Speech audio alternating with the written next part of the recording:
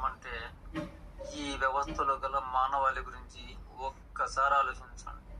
పసిబిడ్డలు మొదలు బాలలు కానీ, యువకులు కానీ, పెద్దలు కానీ, వృద్ధులు కానీ, ఆడ కానీ, మగ కానీ, ఏకంగా మన మానవాళి అంతా అన్ని వయసుల వారు కూడాను ఏమవుతున్నారు, ఎటు పోతున్నారు, ఏమైంది, ఈ వ్యవస్థ బాగానే ఉంది కదా అనుకోవచ్చు. ఎలా బాగుంది? సరిగ్గా బోర్ల పట్టం కూడా రాని పసిబిడ్డలకు తల్లులు, అలాగే ఇంట్లో వారు కూడాను ఫోనులలో పాటలు పెట్టి, బొమ్మలు పెట్టి, ఆ ఫోన్ అంటే ఏంటో వాళ్ళకు తెలియకపోయినా సరే గుచ్చి గుచ్చి నేర్పుతున్నాము. ఇక అలా ఎందుకు చూపిస్తున్నారు అంటే పాలు తాగడం లేదు, ఏడుస్తున్నాడు అంటూ. ఇలా పసిగుడ్డుకే తూరు వ్యసనాన్ని నూరిపోతున్నాం కదా. అసలు ఫోన్ అంటే ఏంటో పూర్తిగా మనకే తెలియదు. అలా చూడడం వల్ల, వినడం వల్ల ఆ పసిపిల్లల ఆరోగ్యం ఏమవుతుంది? మన తాతల తనలు నాడు అలా ఫోన్లు చూపించి అన్నం తినిపించారా? అలా రంగులు చూడడం వల్ల, శబ్దాలు వినడం వల్ల వారి కళ్ళు, చెవులు, తలలో మెదడు భవిష్యత్తులో ఏమవుతుంది? ఇక బడికి పంపించే పిల్లల విషయానికి వస్తే ఏవేవో అర్థం లేని పెద్ద కోరికలు మనలో ఉండి అట్టి పిల్లలను ఇంగ్లీష్ మీడియంలో 3 సంవత్సరాల వయసులోనే వేస్తున్నాం. నిజానికి వారి మెదడు ఎంతవరకు గట్టిపడ్డదని ఇక ప్రాంతీయ భాషలన్నీ తొంగలోనే తొక్కేశాము. నిజానికి 3 సంవత్సరాల నుండి అక్షరాలు చదవడం వలన ఆ పసిబిడ్డలకి సోడాబోటి కళ్ళద్దాలు పెట్టవలసి వస్తుంది కదా. ఇక ప్రాథమిక విద్యలోనే కరోనా పుణ్యమాని ప్రతి విద్యార్థికి ఒక ఫోన్ కొనిచ్చి వాళ్ళ మొదలు డిగ్రీలు, పీజీల వరకు కూడాను ఫోన్లోనే పాఠాలు కొంతకాలం నేర్పారు కదా. ఆ విధంగా బాల్యం నుండే ఫోన్కు అంకితమయ్యారు.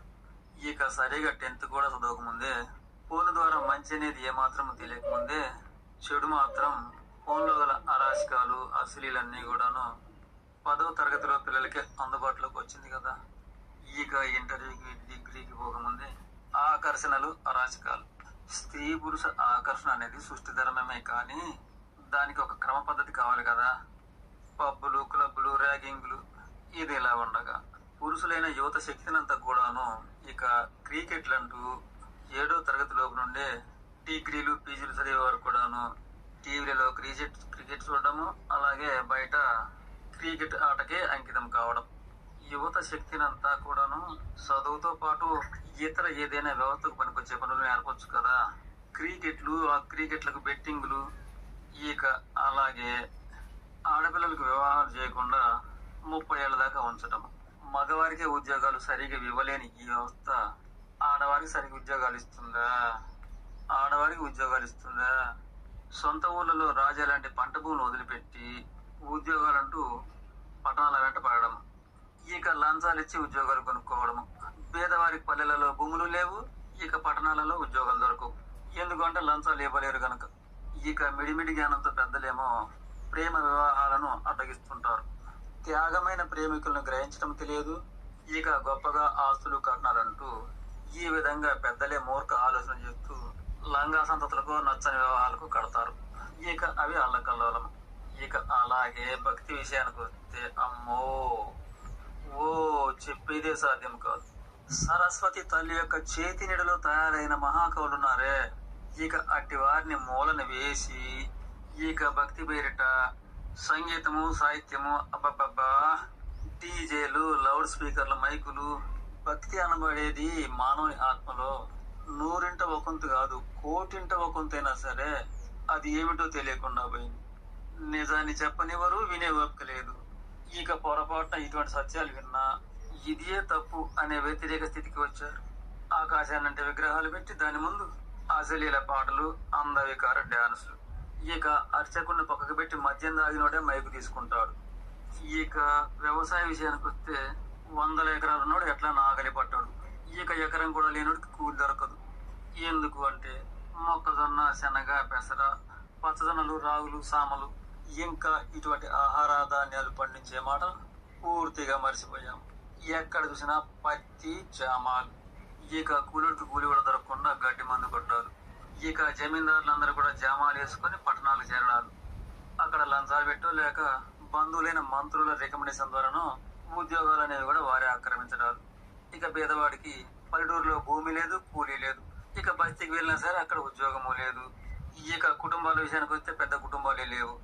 ఇక ఒకరు ఇద్దరు పిల్లలు ఉంటే వారికి ఊర్లలో పని దొరక పట్టణాలకు పోయి పాకిదొడ్లు కడుగుడే పరమాత్మ సేవలాగా బ్రతుకులు ఈడుస్తుంటారు. ఇక ఇంటికాడ ఉన్న తల్లిదండ్రుల బ్రతుకులు ఇటువంటి లేగిరి పనుల వల్ల పట్టణాల్లో భార్య భర్తలు కట్టపడ్డా సరే వారి బ్రతికే అంత మాత్రమే. ఇక ఇంటికాడ ఉన్న తల్లిదండ్రులకు ఆ భగవంతుడే గతి. కాళ్ళు పోయా, ప్రతి వస్తువుకు రేట్లు పెరిగిపోయాయి. ధనిక వర్గానికేమో పల్లెలలో 100 ఎకరాల భూములు, బూర్జులు, కోటలు. అలాగే పట్టణాలలో 10 అంతస్తులకు పైగానే అపార్ట్మెంట్లు, అలాగే ఏవేవో కంపెనీలు కూడాను. ఇక పేదలకు పట్టణాలలో బ్రతుకులేదు, పల్లెలలో బ్రతుకులేదు. ఇక వైద్య విషయానికి వస్తే ఇప్పటి తరం వైద్యం చెప్పేదే కాదు. పడిసంబట్టి దానిపోతే పరీక్షలు, స్కానింగ్లు. చూడడానికి పెద్ద పెద్ద ప్రభుత్వ హాస్పిటల్ ఉన్నా ఆరోగ్యశ్రీ కార్డులు, మరొక కార్డులట.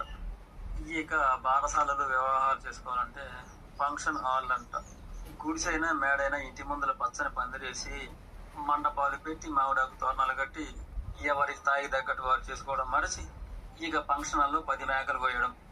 ఇక ఫంక్షన్ హాల్లో పిల్లగాడ వాళ్ళకి తింటారు కదా, కానీ వడ్డించే బ్యాచ్ని పెట్టుకుంటామే వారి తరపున ఒక 100-200 మంది వస్తారు. ఈ పెళ్లి ఎవరిదో ఆ భోజనం తినేటోళ్ళు ఎవరో అసలు సంబంధమే లేదు. ఇక పేద కుటుంబాలలో ఆకలి సాగులో లేక వైద్యం ఉందని అనారోగ్య సాగులో. కానీ వాడి దినం అయ్యేటప్పటికీ ఈ బ్రతికున్న వాడి దినం తిట్టగా అవుతుంది. కర్మతో సహా లెక్క అయితే తక్కువలో తక్కువ 1,00,000 దగ్గరకు వస్తుంది. ధనికులేమో పోటీలు పడి పార్టీల కోసం ఖర్చు పెడతారు. ఈ దేశంలో మన ప్రవర్తనల వల్లనే బీదలు పెరిగిపోతున్నారు, బీదలు తయారవుతున్నారు అని తెలుసుకోగలిగిన నాయకుడు, పార్టీ ఒక్కటి లేదు. ఇలా చెబితే చెడ్డ భారతం, కానీ కొంటాను.